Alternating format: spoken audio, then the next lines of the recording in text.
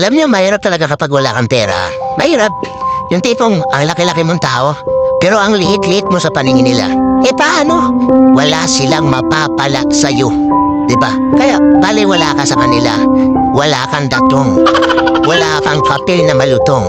Kaya baliwala ka sa kanila. Ganun talaga.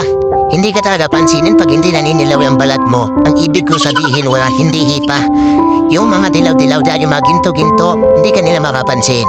Minsan, ang ultimo kamag-anak mo, walang respeto sa'yo. Wala. Eh paano? Paano sila respeto? Eh wala ka namang pera. Ano ipagmamalaki mo?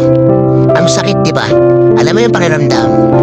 Para kang bata na inubusan ng ice cream ng mga kapatid mo sa lamesa. Ganun yung pakiramdam. Masakit. Alam mo, ito pa yung masakit. Yung mga tropa mo halos di ka pinapansin. Eh paano? Wala kang pera. Anong maiambag mo? Yung kabaitan mo, yung pakikisama mo, kawawa pa lang.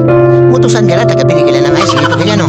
Okay lang yan, wala ka naman pera, di ba? Thank you na lang. Libre-libre na lang, pero masakit, di ba? Masakit yun. Sila nagbimelty, samantalan nyo sa'yo, kape. Taktus pa, di ba?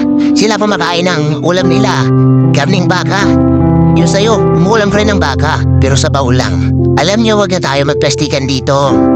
Mabait ka lang, pero wala kang pera. Ano mabibili ng bait mo? Ha? Kaya bang bumili ng kotse niyan? Kaya bang mamigay ng tag-5,000 at jacket yan? Yung kabaitan mo? Hindi.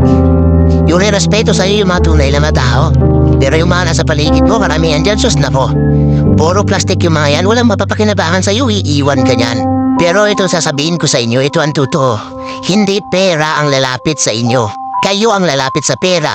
Pero huwag niyong kunin kapag hindi sa inyo. Ang ibig kong sabihin, gumawa kayo ng paraan kung paano kumita ng pera, mga idol.